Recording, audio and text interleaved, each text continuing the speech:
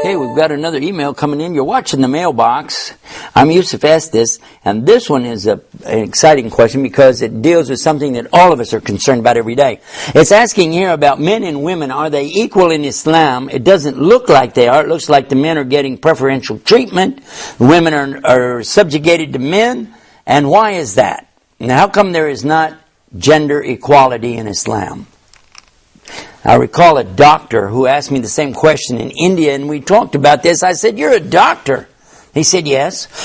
And I said, "Well, you don't know the difference between men and women?" He started laughing. He said, "Of course I do." Well, anybody that knows biology, even the first year, knows there's a big difference between men and women.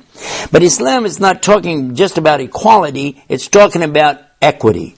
Because Islam is really all about rights. Rights and limitations. Rights and limitations. The rights of women and the rights of men are different because they're different.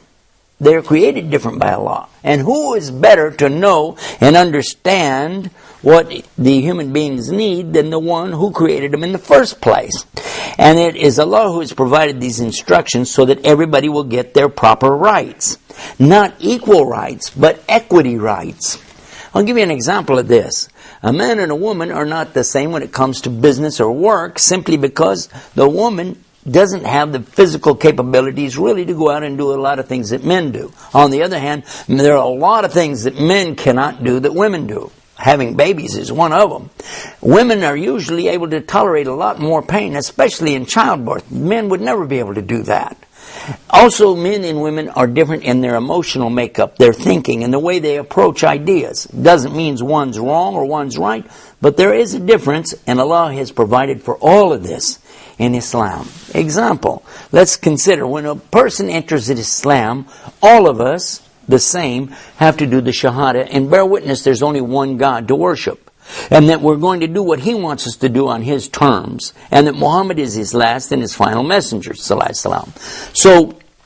that's the same for men and women. But then immediately after doing the Shahada comes something called Salah. The Salah, or worship that we do every day, 5 times a day, is for both. 5 times a day, except a woman during her monthly cycle. She doesn't pray during that time and she doesn't have to make it up.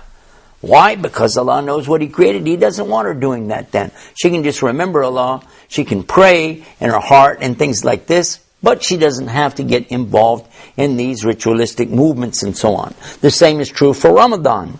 Both are required to fast the daylight hours, but the man fasts every single day. The woman does not fast the days of her menstrual cycle. And also Hajj. Men and women are required to do it. But the woman doesn't have to do it if she doesn't have a man to attend to her as a mahram and a protector for her. The zakah, on the other hand, paying the zakah is the same for both because the money is the same. These are some of the similarities and differences in gender, but check it out on our website, islamnewsroom.com. Type in the keywords, and that's the end of the mailbox for today. Until next time, peace. Assalamu alaikum.